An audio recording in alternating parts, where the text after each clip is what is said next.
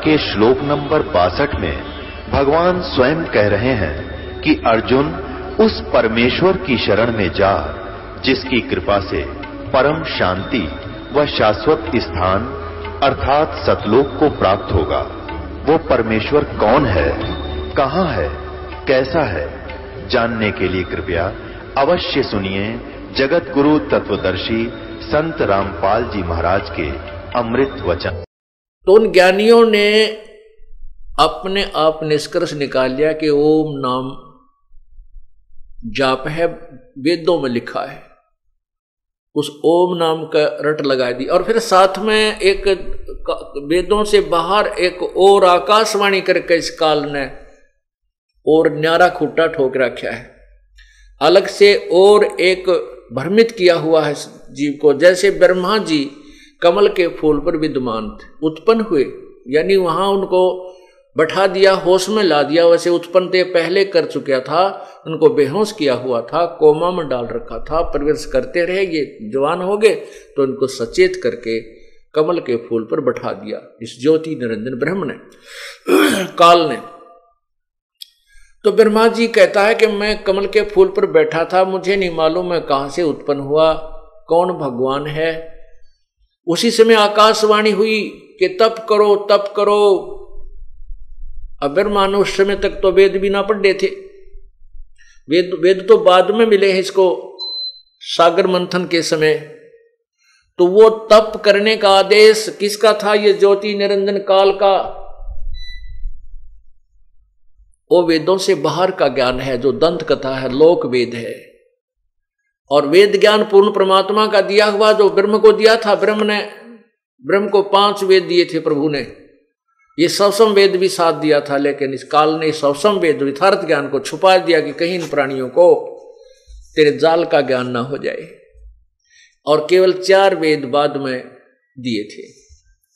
तो उससे पहले तप करने का आदेश ब्रह्म ने कहा। और फिर तप से क्या होता है, सिद्धियां आ जाती हैं। इन सिद्धियों से फिर ये काल अपने रिमोट से अपना उल्लू सीधा करता है।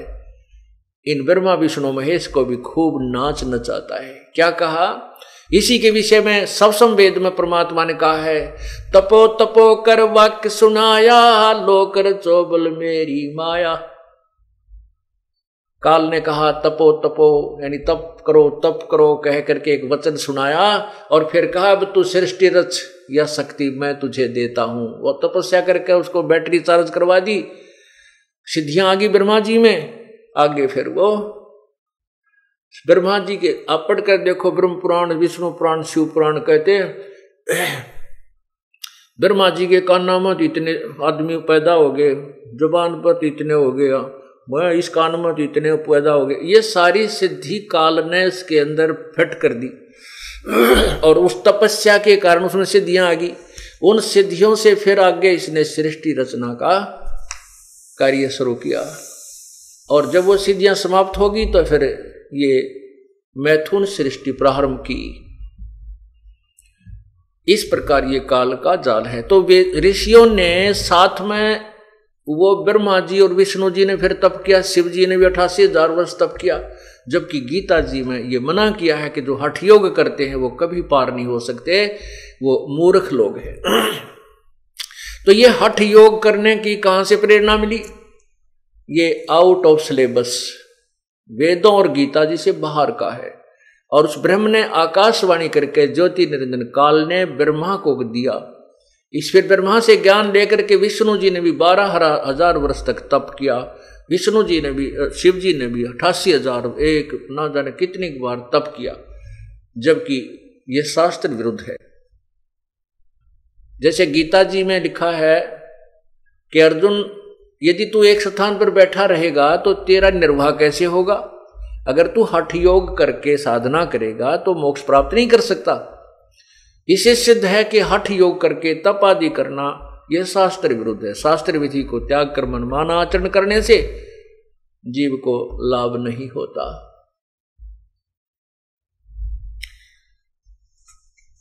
तो उन ऋषियों ने साधनाएं की,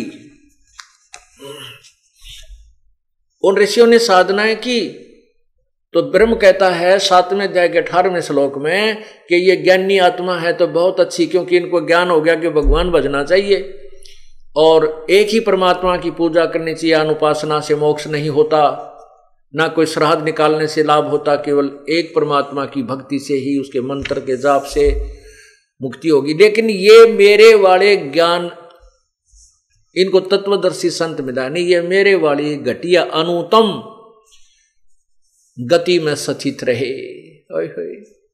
मेरे वाली ये घटिया, क्योंकि जन्म मृत्यु बड़ी रहेगी, कर्म का दंड गधा कुत्ता सूअर भी बनना ही पड़ेगा। ये घटिया, इसलिए काल ने अपनी साधना को भी अनुतमाम बताया है, अति अश्रेष्ठ अनुतम।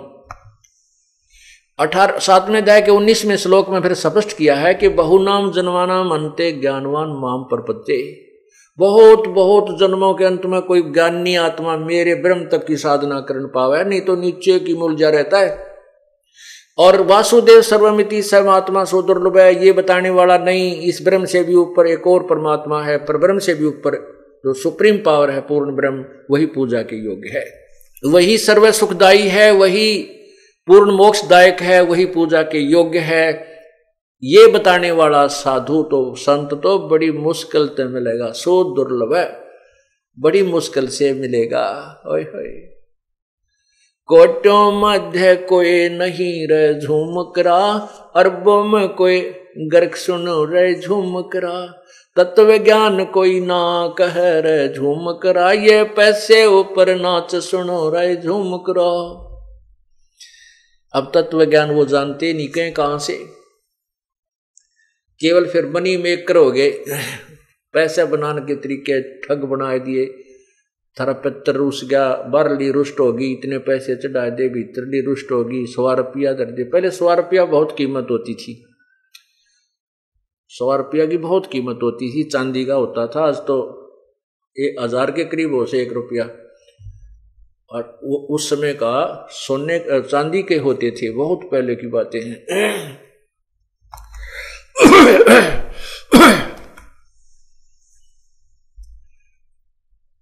अपने आत्माओं, इस काल ने कैसा जाल बनाया है। भाई भला मान चाहे बुरा मान, एक ओछी चाली चाल तन, सतपुर से बुला दिया आप जना लिया, कुछ ना सोची काल तने।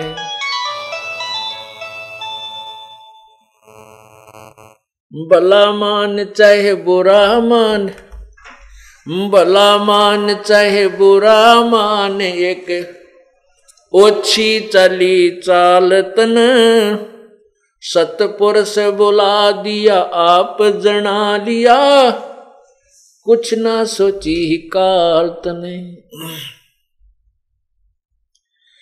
वेद पुराण कुरान बनाए, अधूरा कछ दिया ज्ञान तन, सुख संवेद का भेद छुपा के, गलती करी महांत ने। वेद पुराण कुरान बनाए, ओछा कछ दिया ज्ञान तन, सुख संवेद का भेद छुपा के, गलती करी महांत ने। ऋषि मुनि निराकार बतावे, साकार कहें पुराण तने, अपनी महिमा आप गाई, ये जीव कहें भगवान तने। ऋषि मुनि निराकार बतावे, साकार कहें पुराण तने, अपनी महिमा आप गाई, जीव कहें भगवान तने। तपतशला पे भूने के खावे, ये जीव किए घने काल तन, सतपुर से भुला दिया आप जना लिया, कुछ ना सोची काल तने। भला मान चाहे बुरा मान, एक ओछी चाली चाल तन, सतपुर से बुला दिया आप जना लिया, कुछ ना सोची काल तने। ऋषि मुनि सब करें तपस्या, ए भगवान हमें मोक्ष दिए, तप करवा के राज दे दिया, फिर लख 84 में ठोक दिए। ऋषि मुनि सब करे तपस्या, हे भगवान हमें मोक्ष दिए।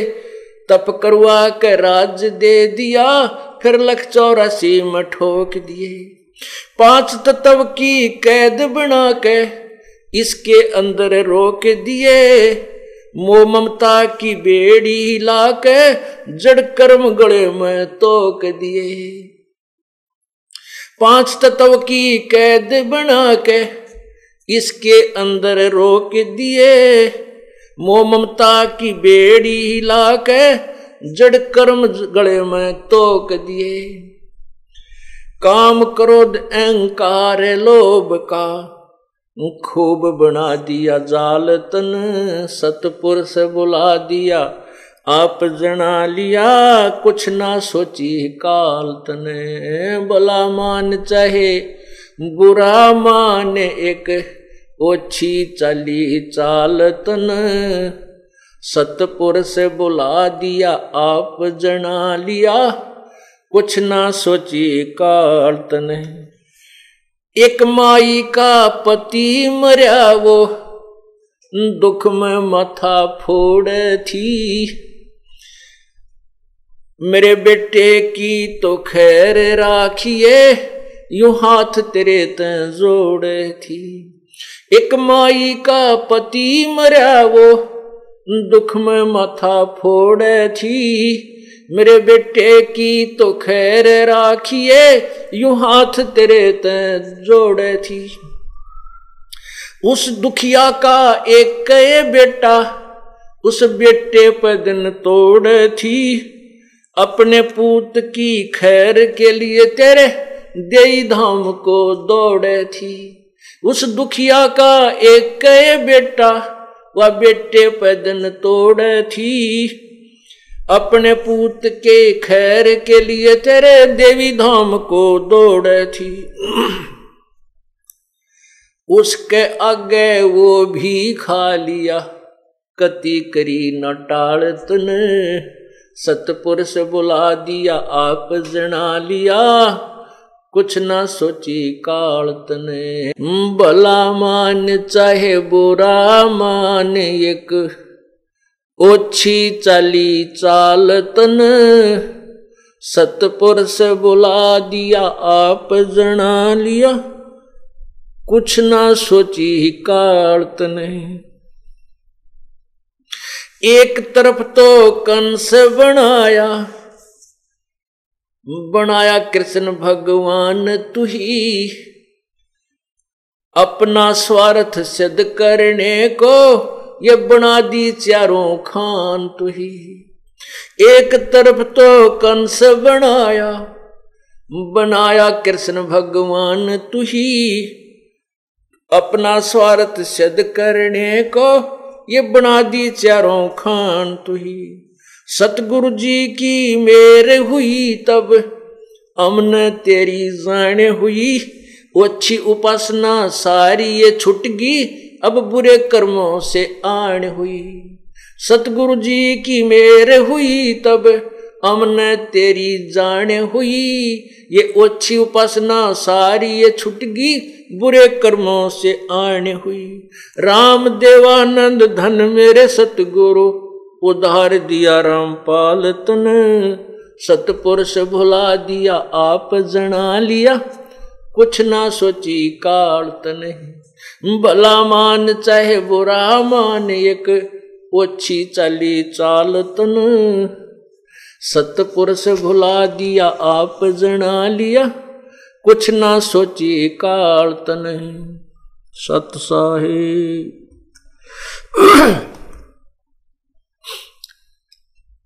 अब इसमें इस काल के जाल के का रहस्य खोला है प्रभु ने। परमात्मा के ज्ञान के आधार से ही ये एक पद्य भाग का शब्द है। इसमें क्या बताया है कि वेद पुराण कुरान बनाए और ओछा कथ दिया ज्ञान तने। जैसे वेदों में भी कह दिया कि पूर्ण ज्ञान तो कोई तत्वदर्शी संत ही बताएगा। अब उसने सवसम वेदों के साथ नहीं दिया, जो मास्टर की थी वो छुपा दी काल ने। अब मास्टर वो चाबी मिली नहीं, रास्ता मिला नहीं, तो हम खजाने के चारों तरफ चक्कर काटते रहे। वो धन नहीं मिला जिसका संकेत लिखा हुआ था, जिसका संकेत दिया हुआ था। कैसे?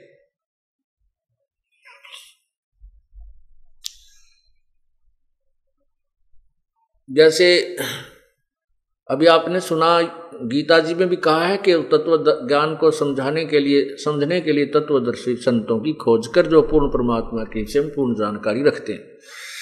ऐसे ही कुरान शरीफ के अंदर सूरत फुरकानी नंबर 25 आयत 52 से 59 में स्पष्ट किया है कि वो परमात्मा कबीर है। और कुरान शरीफ के ज्ञानदाता अर्थात जिसको हजरत मोहम्मद जी अपना अव्यक्त खुदा मानते हैं, अल्लाह मानते हैं, वो कह रहा है कि ए पैगंबर हजरत मोहम्मद, मैं तुझे जो ये आयत बता रहा हूँ अर्थात कुरान शरीफ का ज्ञान दे रहा हूँ, इन पर विश्वास कर और इन काफरों का कहा मत मानना जो इन मेरे द्वारा दिए जा रहे कुरान शरीफ के ज्ञान को नहीं मानते। वो इस पे विश्वास नहीं करते कि कबीर परमात्मा है। और आप इसके लिए संघर्ष करना अर्थात उनकी बातों में मत आना, लड़ाई नहीं करना। संघर्ष का अर्थ, जिहाद का अर्थ झगड़ा नहीं होता, संघर्ष। वो कहते हैं ये कबीर भगवान नहीं है तो उनकी बातों को मत मानना। भगवान ने कहा, हजरत मोहम्मद जिसे मुसलमान धर्म चला है। फिर ये भी बताया है कि वो वही परमात्मा है जिसने सभी सृष्टि रची है। 7 दिन में सृष्टि रची, 7वें दिन तख्त पर जा, 6 दिन में सृष्टि रची और 7वें दिन तख्त पर जा बैठा। फिर ये बताया है कि वही कुरान शरीफ के ज्ञान देने वाला अल्लाह कह रहा है, वो अव्यक्त प्रभु कह रहा है कि उस परमात्मा के विषय में तो किसी बाखबर से पूछ देखो।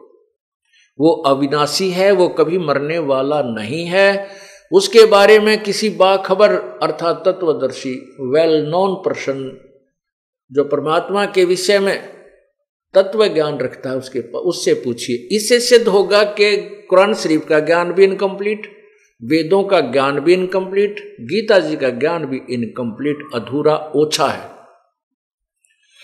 इसके साथ साथ इसने अपने आप को प्रभु सिद्ध कर लिया। ऋषि मुनियों को साधना में दर्शन देता है, कभी विष्णु रूप में, किसी को शिव रूप में। जब समाधि लगाते हैं तो उसके अंदर जब ये ध्यान में जाते हैं तो उनको किसी को शिव रूप में, किसी को विष्णु रूप में दर्शन देता है, किसी को ब्रह्मा रूप में।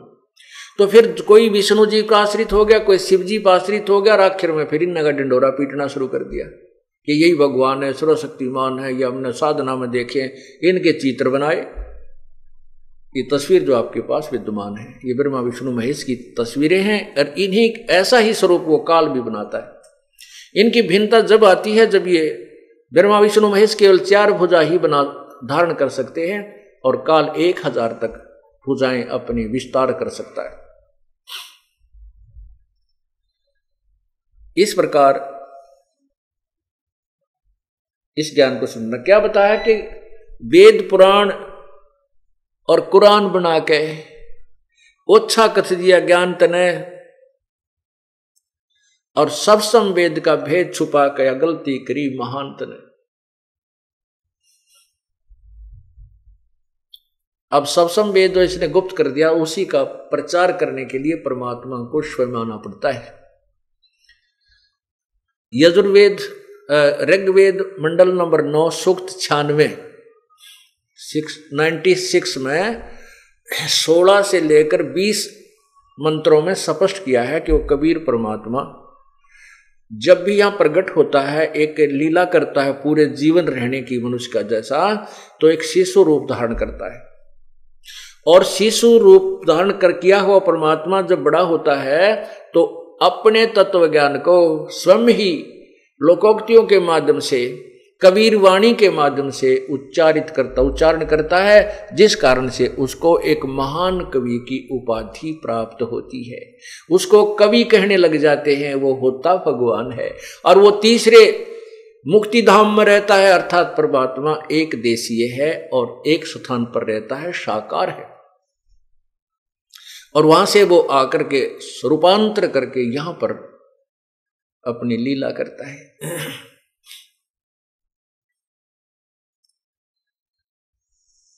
अब तीसरा धाम कौन सा है? एक धाम ये काल का लोक 21 ब्रह्मांड, और दूसरा स्थान धाम परब्रह्म के साथ संग ब्रह्मांड, और तीसरा धाम सत्यलोक है, जहां पर यह परमात्मा कबीर परमेश्वर अपने यथार्थ रूप में विद्यमान है। फिर इसके ऊपर परमात्मा, यही परमात्मा कबीर देव ही अन्य 3 रूप और धारण करता है,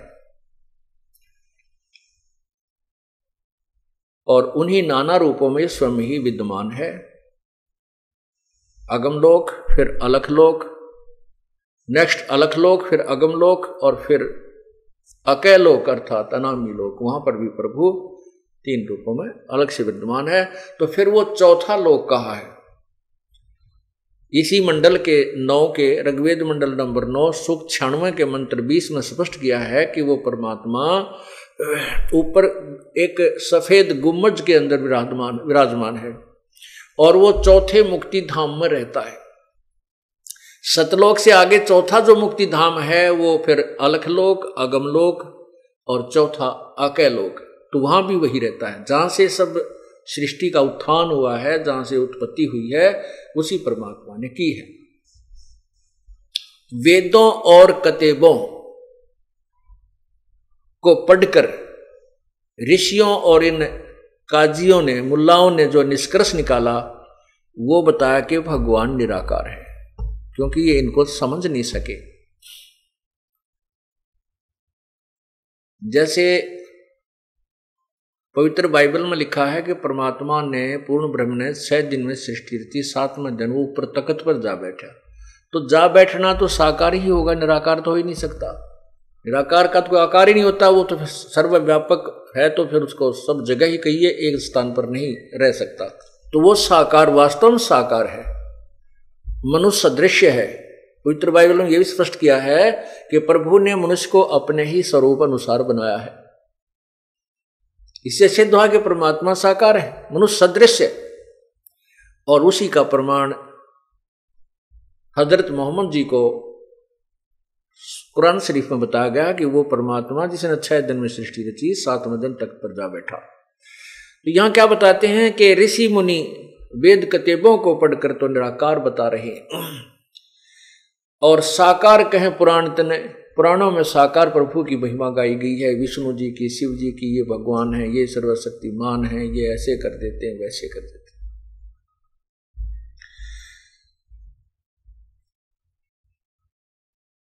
अपनी महिमा आप पर गाई और जीव के भगवान तने। क्या कहते हैं कबीर परमात्मा? ओंकार निश्चय भया इसको करता मत जान, साचा शब्द कबीर का पर्दे माही पहचान। ये ओंकार, ये ज्योति निरंजन तो अवश्य है, लेकिन ये इसको भगवान मत जानो, इसको कर्ता मत जानो, ये सुप्रीम पावर मत समझो, ये ब्रह्म पूर्ण परमात्मा नहीं है। लेकिन इसने अपने नकली दूतों के माध्यम से यथार्थ ज्ञान ना दे करके, नकली ज्ञान, यूजलेस ज्ञान दे करके अपने आप को ही प्रभु सिद्ध करवा लिया कि ब्रह्म ही सुप्रीम पावर, इससे आगे कोई भगवान को नहीं। ये अधूरे ऋषियों की, अज्ञानी ऋषियों की सोच है, वेद के ज्ञाताओं की नहीं हो सकती। क्यों? वेद में स्पष्ट किया है। यजुर्वेद अध्याय नंबर 1 के श्लोक मंत्र 15 में स्पष्ट किया है, अग्ने तनुरसी परमात्मा सशरीर है। फिर 5वें यजुर्वेद के 5वें अध्याय के प्रथम मंत्र में 2 बार स्पष्टीकरण दिया है, एक बार भी नहीं। अग्ने तनुरसी, अग्ने माने परमेश्वर, तनु माने सशरीर, रसी माने है। फिर कहा कि विष्णुवे तवा सोमस्य तनुरसी, विष्णुवे सबके पालन पोषण के लिए तवा माने उससे, सोमस्य माने अमर पुरुष का शरीर है, तनु असी, उसका एक और शरीर धारण करता, जैसे यहां आता है वो अन्य रूप धारण करके एक हल्के तेज पुंज का शरीर धारण करके यहां पर आता है।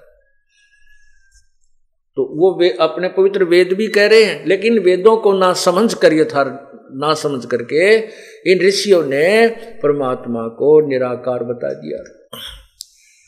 अब इन्होंने साधनाएं की, समाधि लगाई, समाधि में ब्रह्मा विष्णु महेश के रूप में प्रभु को देखा, तो इन्होंने सोचा ये ब्रह्मा विष्णु महेश तो साकार प्रभु हैं ही हैं, और यही फिर निराकार भी यही होगा, यानी ऐसा उलट पुलट उलझ पुलझ और भ्रमित ज्ञान श्रद्धालुओं में प्रवेश कर दिया। अब उसको सेट करने में इस दास का बहुत जोर लग रहा है, क्योंकि ये पुण्यात्मा उस अज्ञान के ऊपर इतने दृढ़ हो चुके हैं, क्योंकि हजारों लाखों वर्षों से वही दंत कथा रटा रटाया ज्ञान सुनते आ रहे। अब इस तत्व ज्ञान को सुनते ही एक बार तो ऐसा लगता है जैसे कुनीन खाली हो, कुनीन की गोली खाली हो, जीभ परखते कड़वी लग गए। पुण्यात्माओं, ये जन्म मरण का दीर्घ रोग है, और इसको नष्ट करने के लिए, स्वस्थ होने के लिए यह कड़वी दवाई खानी पड़ेगी या कुनीन खानी पड़ेगी। ये तत्व ज्ञान रूपी कुनीन का अपने फांका लगाना ही पड़ेगा, ये सुनना ही पड़ेगा, और इसी से आपका ये दीर्घ रोग कटेगा। क्या बताते हैं? ऋषि मुनि सब करे तपस्या, हे भगवान हमें मोक्ष दिए, तप करवा के राज दे दिया, फिर 184 में ठोक दिए। देख कितना न्याय करता है ये। अब भोड़ी आत्मा श्रद्धालु गिड़गिड़ाते हैं, इतनी कठिन साधना करते हैं, जिनकी पलक भी जमीन पर टिक गई, इतने लंबे समय तक तप किया है, और शरीर भी जीर्ण शीर्ण हो गया, खाने की परवाह की नहीं, कोई सेब बनाने की परवाह की नहीं, इतनी कठिन साधनाएं की, किस लिए? कि हमें मोक्ष मिले, हम जन्म मृत्यु के संकट से समाप्त हों, हमारे जन्म मृत्यु का रोग नष्ट हो। और उन बेचारों ने दंत कथाओं के आधार से, सुनी हुई अज्ञान के आधार से तपस्याएं शुरू की। स्वयं ही इस काल ने ऐसा भ्रमित ज्ञान दिया कि तप करो तप करो। ब्रह्मा जी तप कर डरते कि भगवान की आकाशवाणी समझी कि परमात्मा का आदेश है, लेकिन था यूं काल का आदेश। तो यहां कहते हैं ऋषि मुनि सब करे तपस्या, हे भगवान हमें मोक्ष दिए, तप करवा के राज दे दिया, फिर 184 में ठोक दिए। तप से राज मदमानम, जन्म तीसरे शुक्र समानम, राजेश्वरी तपेश्वरी सो राजेश्वरी, राजेश्वरी सो नरकेश्वरी। ये पुराणों का व्याख्यान है, साथ में परमात्मा की वाणी है कि तप से राज मदमानम, फिर जन्म तीसरे शुक्र शवानम। अब तप करके, जैसे चुनक ऋषि की कहानी आपने सुनी, बहुत वर्षों तक तप किया परमात्मा पाने के लिए, लेकिन मोक्ष वो परमात्मा पाने का तरीका नहीं था। आम के स्थान पर बबूल किक्कर का बीज बो लिया, और वो इतना जबरदस्त हो गया कि फिर वो उसमें कांटे कांटे हो गए। अब तपस्या से और ओम नाम के जाप से, क्योंकि जब इंसान समाधि लगाता है ओम नाम का जाप नहीं कर सकता, वो समाधिस्थ होकर के तो केवल अंदर के नजारे देखता है, इस ब्रह्मांड में क्या हो रहा है, कहीं कुछ हो रहा है, कहीं कुछ हो रहा है, कहीं कुछ हो रहा है, जैसे टीवी देखते हैं।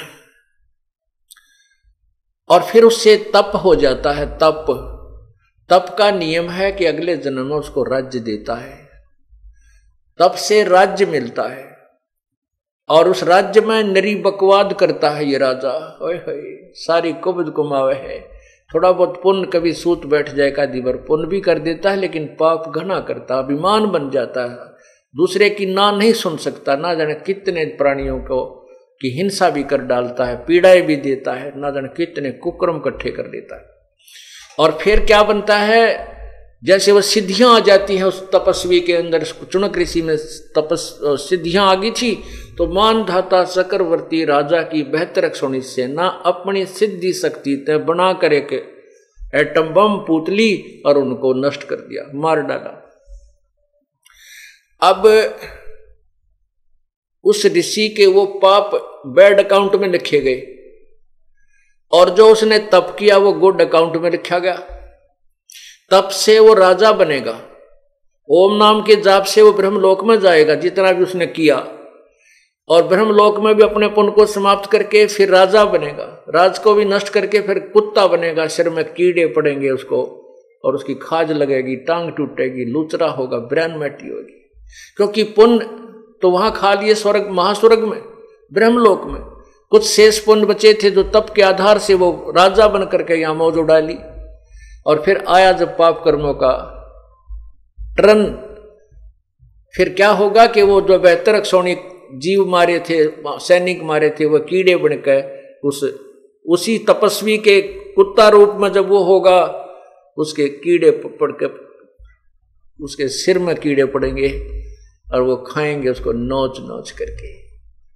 तो यहां परमात्मा क्या बताते हैं, ऋषि मुनि सब करें तपस्या, हे भगवान हमें मोक्ष दिए, तप करवा के राज दे दिया, फिर लख 84 में ठोक दिए। 5 तत्व की कैद बढ़ा के इसके अंदर रोक दिए, और मोह ममता की बेड़ी हिला के जड़ कर्म गले में तोक दिए। पहले हाथों में थकड़ी और पैरों में एक और चैन बेल बांधी जाती जिसको बेड़ी कहते, और गल में एक और भारी वस्तु का भारी बेल डाल के और नीचे तक उन तीनों का एक कनेक्शन कर देते थे, बेड़ी का भी और नीचे हथकड़ियों का भी, और गल में वो और एक भारी वजनी वस्तु डालते थे लोहे की। तो ये क्या बताता है कि जो तुम काल की जाल में कैद में रह रहे हो, ये कैसे तुमने बांध रखा है, 5 तत्व की कैद बना के। ये शरीर आपका एक ये कैद है, ये बंधन है, इसमें आपको बांध दिया, इसमें डाल दिया, इस जेल में। इसमें बांधने के क्या क्या बेड़ी और हथकड़ी और तोक हैं। कहते हैं मोह ममता की बेड़ी लाके एक दूसरे में, ये मेरा पुत्र है, ये मेरी पुत्री है, ये मेरी काया, ये मेरा जो है ना संपत्ति है, ये मेरी कोठी है, कार है। कहते ये जो मोह ममता की बेड़ी तेरे बांध रखी है, और फिर जड़ कर्म गले में तोक दिए, जड़ कर्म गले में तोक दिए कि तेरा कर्म अच्छा करेगा तो अच्छा मिलेगा, बुरा करेगा तो बुरा मिलेगा, ये और हमारे गले में बांध दिए इसने। तो फिर क्या बताते हैं, काम क्रोध अहंकार लोभ का ये खूब बुना दिया जाल तने। एक बहन ने अपनी आत्मकथा बताई, इस सत्संग को सुनकर, 5 दिन का सत्संग किया था हमने एक जगह, तो उस सत्संग को वो सुनती रही, उसमें वो नास्तिक हो चुकी थी। एक सहेली ज्यादा प्रार्थना करके उसको हमारे सत्संग में लाने लगी, फिर उसको रुचि सी बढ़ने लगी, क्योंकि ये ज्ञान वर्तमान में सुने ज्ञान से भिन्न था। जब उस माई ने फिर उपदेश लिया, उपदेश लेकर के फिर इस दास के सामने अपनी वो दुख भरी कहानी सुनाई। वो कहने लगी, महाराज जी मैं कति नास्तिक हो गई थी, और पहले मैं ढेर सारी पूजाएं किया करती थी। मेरे नास्तिक होने का कारण क्या था?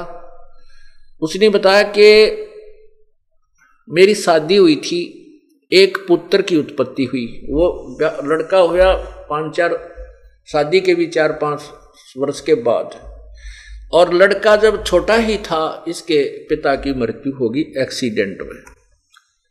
फिर मैंने अपने पुत्र के लिए कि मेरा पुत्र, इसको पालूंगी, पोसूंगी, पढ़ाऊंगी, लिखाऊंगी, पैरों पर खड़ा कर दूंगी, इसकी शादी करूंगी, फिर बालक हो जाएंगे, बच्चा हो जाएगा इसके, तो अपना वंश चलाऊंगी।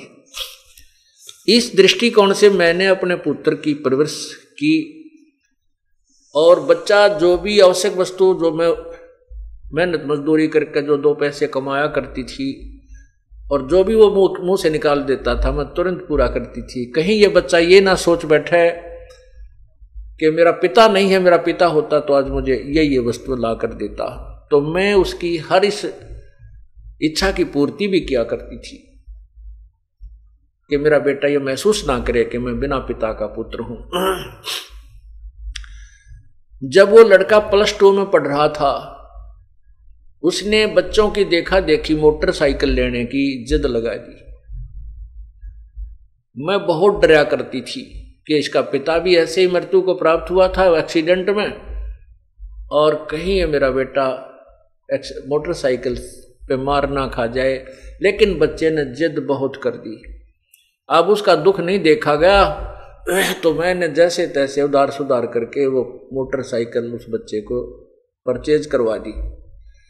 अब वो बच्चा अपने एक साथी को लेकर के प्रतिदिन कॉलेज जाने लगा। प्रतिदिन की तरह एक दिन भी वो बच्चा अब रोटी खा के बच्चे को खाना खिलाया, मैंने खाना बना रही थी, और वो अपना मोटरसाइकिल उठा के चला गया प्रतिदिन की तरह। अपने साथी को लिया जो साथ ही मकान था थोड़ी दूरी पर, तो चले गए। मैंने वो 2-4 रोटियां और बनाई। रोटी बना करके मैं सोची ला रोटी खा लेती हूं। मैंने ऐसे ग्रास मुंह की तरफ किया था, इतने में वो लड़का उसका साथी, उसके भी चोट लगी हुई, कपड़े फटे हुए, थोड़ा बहुत रक्त उससे भी निकल रहा था। वो भाग गया आया, कहने लगा आंटी मेरे अब भाई की मृत्यु होगी ना, वो एक्सीडेंट हो गया भाई का। अब उसने नो कहा और मेरे हाथ से वो रोटी छूट गई मुंह में, जो आज खाने के लिए ग्रास उठाया था। अब मैं सिर पे कपड़ा नहीं, पैरों में जूते नहीं, उस बच्चे के पीछे पीछे बहुत बुरी तरह दौड़ ली। उसने स्थान बता दिया था कि वहां एक्सीडेंट हो गया। वहां गई तो वहां मोटरसाइकिल बुरी तरह टूटी हुई पड़ी थी, बच्चा नहीं था। पता चला कि वो किसी हॉस्पिटल, नजदीक ही एक अस्पताल था सरकारी, वहां लेकर गए हैं। वहां जाकर पता चला कि वो जाते ही पता लग गया कि उसकी मृत्यु हो चुकी है। कहते मैंने द्वार, उस हॉस्पिटल की द्वार का टक्कर मारी, मेरा सिर फट गया, बेहोश हो गई, 7 टांके आए मेरे सिर में। उसके बाद रो रो का बुरा हाल हो गया।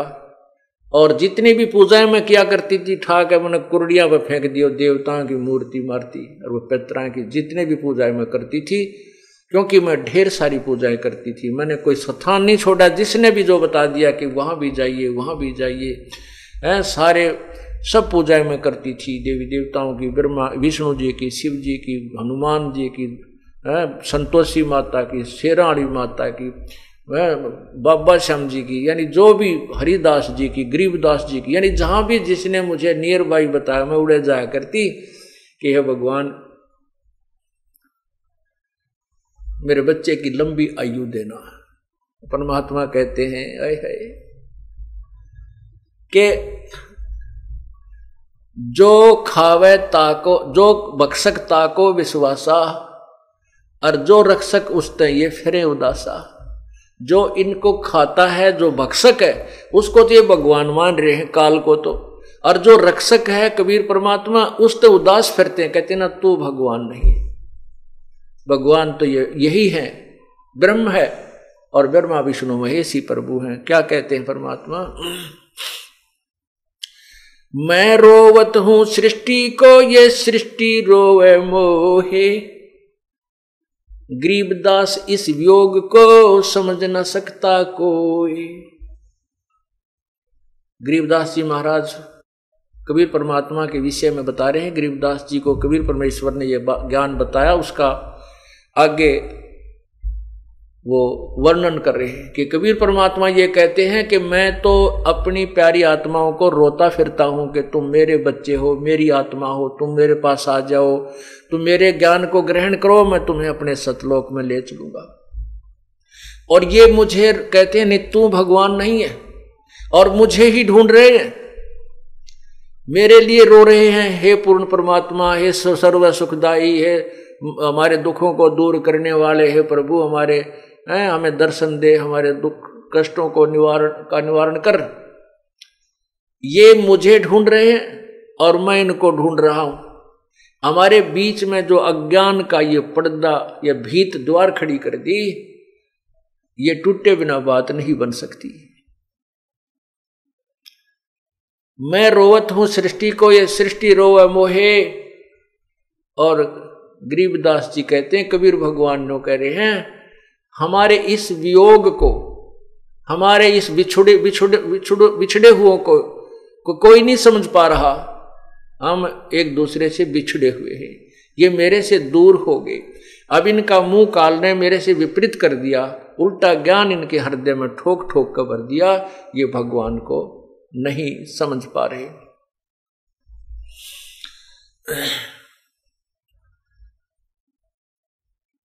तो यहां बताया कि एक माई का पति मरा, वह दुख में माथा फोड़े थी। फिर उस माता ने, उस बहन ने उपदेश लिया। मैंने कहा, बेटी ये तो काल का भयंकर जाल है, ना जाने कितनी बार ये पुत्र जान लिए, ना बेरा कितनी बार हमने ये चक्कर लगा लिए। और एक बात और विशेष समझ लेना कि परमात्मा की तेरे ऊपर एक विशेष कृपा हुई है। देखो, पुत्र चलो जीवित भी रह जाता तो तय इस काल के जाल तो नहीं निकल सकती थी। वो तो जो होना था हो लिया, काल का जो विधान था उसने अपना पूरा कर दिया। अब ये सर्वस्व समाप्त करके भी और तुझे ये मार्ग मिल गया तो समझ लेना तेरा कुछ भी नहीं बिगड़ा है। तेरे ऊपर एक विशेष उपकार है परमात्मा का कि अब तेरी रुचि पूर्ण रूप से प्रभु में लगेगी। ज्ञान समझ में आ गया और कोई मोह ममता का कारण तेरे लिए रहा नहीं। अब जैसे परमात्मा क्या कहते हैं, कबीर जी कहते हैं, हम घर फूक्या अपना और लुका लीन हाथ, उसका घर भी फूक देवा जो चले हमारे साथ। परमात्मा कहते हमने तो अपना घर जला दिया और एक बढ़ता हुआ मसाल हाथ में ले रखा, मिराड मसाल, और उसका भी घर फूक दें जो हमारे साथ चलेगा, उसका भी घर का नाश कर देते हैं। अब यहां इस बात को समझना है, कैसे नाश करते हैं। हमारे शरीर में और ज्यादा जो मोह ममता रूपी घर किए हुए हैं, ये अड़ंगा भरा है। कहते हैं जो हमने तो अपना ये घर साफ कर लिया, फूक फाक दिया, इसके अंदर जो कबाड़ भरा था, और उसका घर भी फूक दिया जो हमारे साथ, अर्थात हमारा पंथी होगा, हमारा हम सफर होगा, हमारे अनुसार जो चलेगा, उसका भी ये सारा कबाड़, उसके घर के अंदर का सारा गंद जला देंगे। हम घर फूक्या अपना और लुका लीना हाथ, उसका घर भी फूक देवा जो चले हमारे साथ। एक बार श्री नानक जी अपने दो शिष्यों के, विशेष शिष्य थे उनके साथ भ्रमण पर जा रहे थे। एक वृद्धा उनकी बहुत अच्छी सेविका थी, वो उनके वहां रुके, तीनों जने। बुढ़िया ने बड़ी सेवा करी, गायें बांध रखी थी। हाँ, पहले वो जाते थे तो बुढ़िया बहुत ज्यादा समय गुरुजी के पास बैठ करके ज्ञान सुनने में लगाती थी। दूसरी बार जब वो दूसरी तीसरी बार गए तो वह बुढ़िया ने गाय ले ली मोल। गाय लेकर के उसको परवरिश में लगी रहती थी। गुरुजी गए तो उनको अच्छा दूध गाय का, फिर दही मक्खन, खूब सेवा की। और गुरुजी के पास थोड़ी बैठे, गाय के संभाल घनी करे और बैठे जब गाय की चर्चा कर दे। गुरुजी गाय बहुत अच्छी है, इतना दूध देती है, ये तो 2 महीने पहले भी, 1 महीना पहले दूध देना बंद करती है, फिर तुरंत ब्याह जाती है। अब फिर क्या कहती है परमात्मा, जब गुरुजी चलने लगे, सुबह न बोले भगवान करे बुढ़िया तेरी गांव मरियो। ओ ले भाई, ये गांव मरियो, ये आशीर्वाद दे दिया कि परमात्मा रब करे तेरी गांव मरियो। अब बुढ़िया भी गुरु जी के मुंह का ना देखे भाई यू के कया गुरु जी ने अच्छी सेवा करी, दूध पियाया, घी खवाया, गाय कर ये मरियो। तो आगे चल के वो दोनों शिष्य पूछने लगे गुरुदेव आपने उस बुढ़िया का दिल तोड़ दिया, वो तो बड़ी खुश हो रही थी गाय को पाल करके और आपने दुर्शीष दे दी कि उसकी गाय मरे और वो तो बहुत दुखी हो जाएगी। तो गुरुजी बोले भाई फिर बताऊंगा इस प्रश्न का उत्तर, अभी मैं कुछ नहीं दे सकता। अब वह तीसरे दिन गाय मरगी बीमार होकर, गाय मरगी बुढ़िया 2-4 दिन तक दुख पाई, फिर वह फुर्सत होगी तो पहले तो वो नित्यनेम सुबह का जो गुटका भी ना कर पावा थी, उस गाय मुड़जी पुड़ज रह जाती, दिन मरण के रह रहे थोड़े कति बुढ़ा पावर या कोडी कोडी चालर गां के चिपटी रही थी, भजन ना करे थी। तो फिर वह बुढ़िया ने वो भजन का समय खूब मिल गया, अपना अच्छा भजन करे सुबह शाम दोपहर दिन में भी उलगी सी होगी। फिर गुरुजी आए 2-1 महीना के बाद। अब उन चेलों को ये हो रही बुढ़िया जाते बोगरा मारेगी भाई तू खड़ा आ गया मेरी गांव मरगी, आशीर्वाद दुर्शाशीष दे के गए थे। तो जाते ही बुढ़िया ने बड़ी सेवा करी, खाट बिछाई, बैठाए गुरुदेव को। तब परमात्मा गुरुजी ने पूछा कि बुढ़िया सुना कुछ भजन सिमरन ठीक बन रहा है, बिलाजी मौज होगी, और आपका जो वचन फल गया वो गां मरगी व गां ना मरा होता मैं मरूं, अर्थात मैं अधूरी जाति मेरी भक्ति नहीं बनती प्रभु व गां की मृत्यु होने से, और मुझे भजन का समय मिल गया, आपने मेरे ऊपर बड़ा रहम किया। तो परमात्मा ने कहा बुढ़िया उस समय तक तने मैं बहुत बुंडा लग गया, जब तक तुम अंदर अंदर खूब गाल दे थी मेरे ती बताइयो किसे गुरुजी हुए मेरे पशुओं ने मार कर राजी है अका जी एक बार तो मन में खोट आया था, परंतु बाद में समझ में आई। तब परमात्मा उस गुरुदेव ने बताया श्री नानक जी ने कि बुढ़िया ये काल का जाल है, ईब तेरा कौन सा पहलवान बनने का समय है, अपने 2 रोटी खा लू की सूखी भजन करे, बताई दूध मत के काटेगी के दही न फूकेगी, टाइम तेरा थोड़ा सा रह रहा है, भक्ति तू कर नहीं रही थी, सारा दिन गां की चर्चा चल रही थी, इससे के चक्कर में रह थी, मैं भी तेरे पास डटा तो तूने सारा दिन में तो जो है ना 10% मेरी बात सुनी, 90% तू अपने झंझट में फंस रही थी। अब तेरे उपकार के लिए ये आशीर्वाद देना पड़ा कि तेरी या गऊ यहां से छुटे। तो पुण्यात्मा फिर बुढ़िया का कसूती समझ में आ गई, अके भगवान कति नाश हो गया था, मेरे तो अंतिम समय आ रहा था और कति राम नाम की रुचि रही नहीं थी, गाय मुड़ रही थी। तो पुण्यात्मा संत जो करते हैं वो ठीक करते हैं, भगवान जो करता है वो बहुत अच्छा करता है। उसके लिए क्या बताते हैं कि कोट जन्म तन भर मत होगे कुछ ना हाथ लगा रे, कुकर सुकर खरबा बोरे कौआ हंस वगारे, कोटि जन्म तू राजा की न मिटी न मन की आशा, और भिक्षक होकर दर दर घूम लिया ये मिला ना निर्गुण रासा। इंद्र कुबेर इसकी पदवी ब्रह्मा वरुण धर्मराया, और विष्णुनाथ के लोक को जाके फिर भी उल्टा आया। अब उस माई का यह बात समझ में आई तो वो घनी खुश होगी, न बोली बेटा तक गया सो यो तो दुख भूला नहीं जाता, लेकिन अब काम सीधा मिल गया मुझे। अपनी भक्ति करी बुढ़िया ने खूब डट के, और कहते हैं वहां उसके दूसरे पड़ोसी बता रहे थे कि शाम के समय एक पैर नीचे बुढ़िया का, एक पैर ऊपर, और नो कड़लाएं जैसे नो की नो सुबह बैठी पाई मरी पाई, आराम से गई, यानी इतना सुंदर मौत हुई पता भी नहीं चला।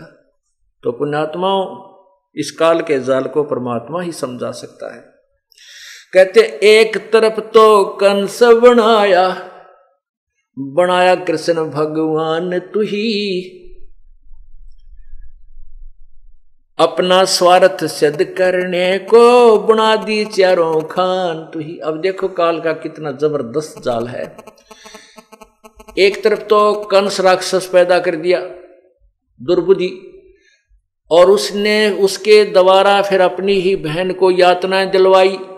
आकाशवाणी खुद कर दी काल ने कि तेरी मृत्यु तेरी ही बहन की 8वीं संतान से होगी, तेरे मारने वाला तेरी बहन की कोख से उत्पन्न होगा। बताइया कि 8 लाग रही थी तो होना था वो हो जाता। ये क्यों बोली आकाशवाणी? किसने बोली? इस काल ने बोली। ये सारे कुकर्म खुद करवाता है, जीव को दोषी बनवा देता है और फिर सजा देता है। अब कंस को कौन ज्ञान समझावे? कंस एक तरफ तो उस आकाशवाणी को सत्य मान रहा है कि जो उसमें कहा वो सत्य है कि तेरी मृत्यु तेरे ही बहन की 7वीं यानी कोख से उत्पन्न हुई संतान से होगी। अब पुण्यात्माओं, जब उसको कोई विद्वान गुरु मिलता तो उसको कहता, कंस जब इस आकाशवाणी को तो शुद्ध मान रहा तो इसको फेल कैसे कर देगा? अब तू अपनी सूझबूझ से भगवान के आदेश को कैसे चेंज कर सकता है? या तो होगी तो होगी, तू और पाप इकट्ठे मत कर। अब इतनी दुर्बुद्धि होगी थी उसकी कि उसने अपने आप भगवान से भी बड़ा बनने की चेष्टा की। एक तरफ तो आकाशवाणी को सत्य मान रहा है कि तेरी मृत्यु होगी, ऐसे ही होगी, और फिर उसको निष्क्रिय करने के लिए अपनी बकवाद शुरू की। अपने बहनोई और बहन को कैद में डाल दिया, उत्पन्न होने वाली संतान को बेरहमी से मार डाला, और फिर आकाशवाणी हुई कि तेरे मारने वाला जन्म ले चुका है। आसपास के नवजात शिशु मरवा डाले। ओए कति जो 5-7 वर्ष तक के थे उनको सबको मार डाला, कत्लेआम करवा दिया उस पाप आत्मा ने, और बचा फिर भी कोई ना। और वहां फिर क्या कहते हैं कि एक तरफ तो कंस बनाया कृष्ण भगवान तो ही, और फिर विष्णु को रिमोट भर दिया, विष्णु को वहां उत्पन्न कर दिया, और विष्णु ने फिर उसको कंस को मार दिया। अब कंस के मार देने से, क्योंकि वह इतना अत्याचार कर रहा था, लोग इतने भयभीत हो रहे थे, और कंस के मार देने से, श्री कृष्ण द्वारा मर जाने से सबने बड़ी खुशी जताई। तो श्री कृष्ण जी की महिमा बना दी, भगवान ने पढ़ा है तो भाई भगवान ने पढ़ाई, उन दुखियों ने तो भगवान दिखाई दिया।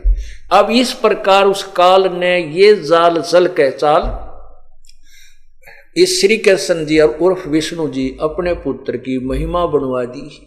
अब ये भोड़ी आत्मा उसी गुण ने गा गा के, उसी कथाओं को रिपीट कर करके, और श्री कृष्ण अर्थात विष्णु जी सतोगुण भगवान की साधना पर आश्रित कर दिए काल भगवान ने। जबकि वेद कहते हैं कि तीनों गुणों की पूजा ये मूर्ख लोग करते हैं। गीता जी अध्याय नंबर 7 के श्लोक 12 से 15 में स्पष्ट किया है। गीता जी का ज्ञान वेदों का ज्ञान है, और इसमें थोड़ी सी खिचड़ी काल ने अपनी भी पका रखी है, जो युद्ध करवाने के लिए ऊट पटांग अपनी तरफ से भर दिया। कहा है कि तू युद्ध कर, तुझे कोई पाप नहीं लगेंगे।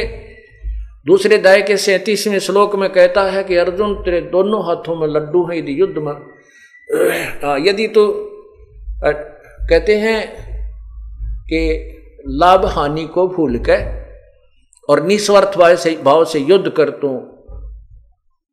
मुझको ही प्राप्त होगा, विजय को प्राप्त होगा।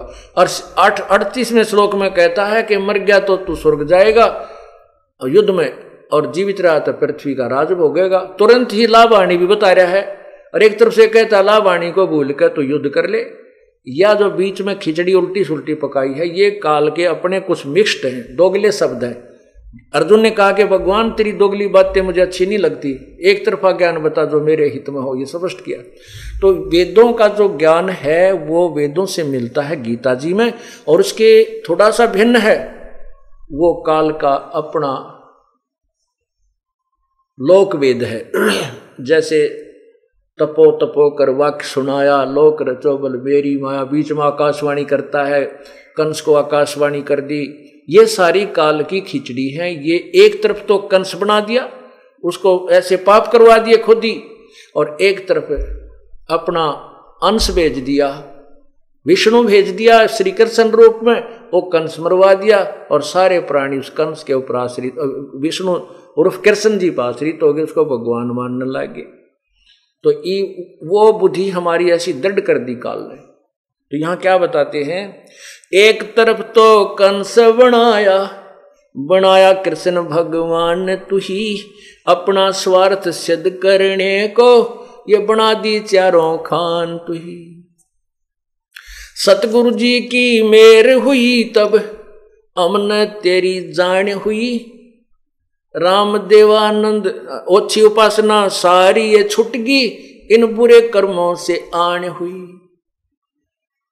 राम देवानंद धन मेरे सतगुरु, उधार दिया रामपाल तन, सतपुरुष भुला दिया आप जना लिया, कुछ ना सोची काल तन।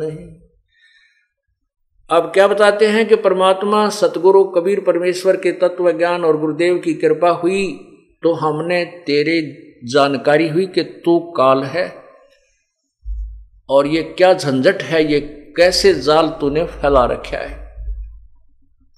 इस प्रकार हमारी ओछी उपासना, आन उपासना, वो सब हमने त्याग दी, वापस छूट गई। अपने आप रुचि ही नहीं रही इन अन्य पूजाओं के करने में, और बुरे कर्मों से आन हुई।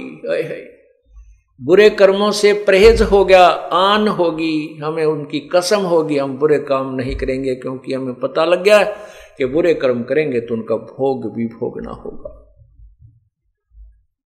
और परमात्मा गुरुदेव की रजा से इस जीव का उद्धार होता है।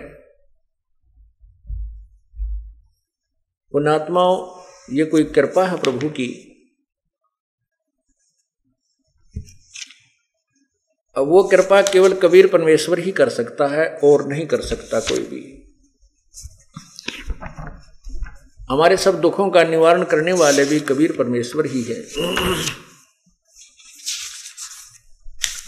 हमारे संकटों के निवारण करने वाले भी प्रभु कबीर जी हैं, अन्य नहीं कर सकते। संकट मोचन कष्ट हरण हो, मंगल करण कबीर के आगे शरण तेरी। संकट मोचन कष्ट हरण हो, मंगल करण कबीर के आगे शरण तेरी।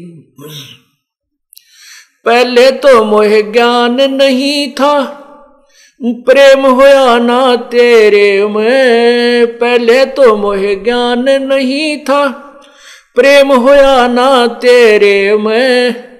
दीन जान के माफ कीजियो, खता हुई बिन बेरे में। दीन जान के माफ कीजियो, खता हुई बिन बेरे में। अनगिन अवगुण भरे मेरे में, ये माफ करो तकसीर के आगे शरण तेरी। संकट मोचन कष्ट हरण हो, मंगल करण कबीर के आगे शरण तेरी। जम्बुक वाली रात 84 आन गिरा हूं झेरे में। जम्बुक वाली रात 84 आन गिरा हूं झेरे में। ऊंची ऊंची लाई छलांगा, यत्न किए बहु तेरे में। ऊंची ऊंची लाई छलांगा, यत्न किए बहु तेरे में।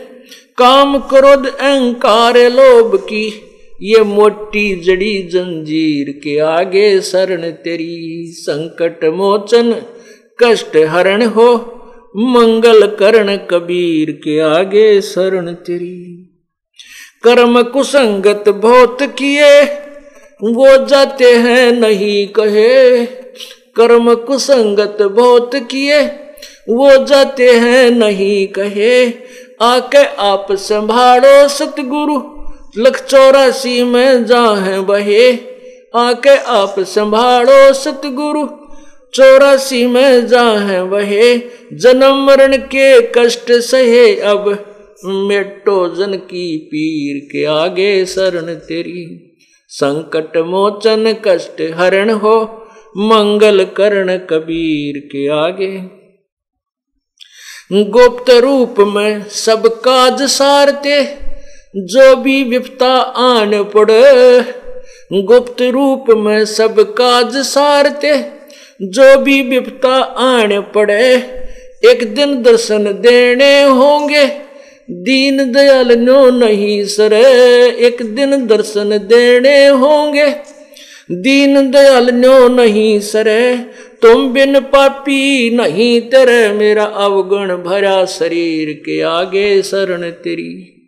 संकट मोचन कष्ट हरण हो मंगल करण कबीर के आगे शरण तेरी। संकट मोचन कष्ट हरण हो मंगल करण कबीर के आगे शरण तेरी। प्रेमी पक्षी दुखी होते हैं जब भी छुड़ जा रात पड़े, प्रेमी पक्षी दुखी होते हैं जब भी छुड़ जा रहन पड़े, हम युगों युगों के बिछुड़े फिरते कैसे अब मन धीर धरे, हम युगों युगों के बिछुड़े फिरते कैसे ये मन धीर धरे, जैसे जलबन मीन मरे मेरी ऐसी हुई तासीर के हो आगे शरण तेरी। संकट मोचन कष्ट हरण हो मंगल करण कबीर के आगे शरण तेरी। संकट मोचन कष्ट हरण हो मंगल करण कबीर के आगे। रजा तेरी से दादू नानक जी का सतलोक में वास हुआ, रजा तेरी से दादू नानक जी का सत्यलोक में वास हुआ। 100 प्रश्न उत्तर कीने तब धर्मदास को विश्वास हुआ, 100 प्रश्न उत्तर कीने तब धर्मदास को विश्वास हुआ। भगत के कारण ख्वास हुआ जागी सुल्तानी की तकदीर के आगे शरण तेरी। संकट मोचन कष्ट हरण हो मंगल करण कबीर के आगे शरण तेरी।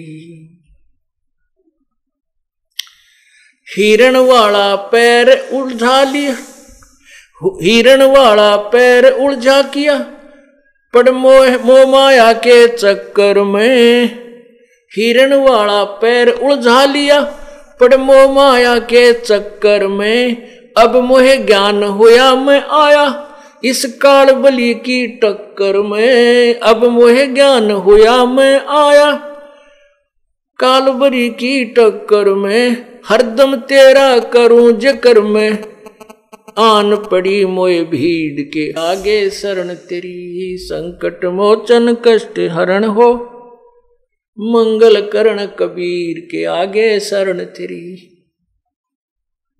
पावचनों के लालच में ये बंदर वाली मूठ गई, पावचनों के लालच में ये बंदर वाली मूठ गई।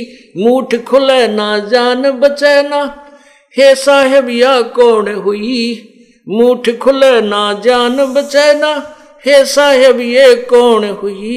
रामपाल सतगुरु शरण लई खाई शब्द दूध की खीर के आगे शरण तेरी। संकट मोचन कष्ट हरण हो मंगल करण कबीर के आगे शरण तेरी।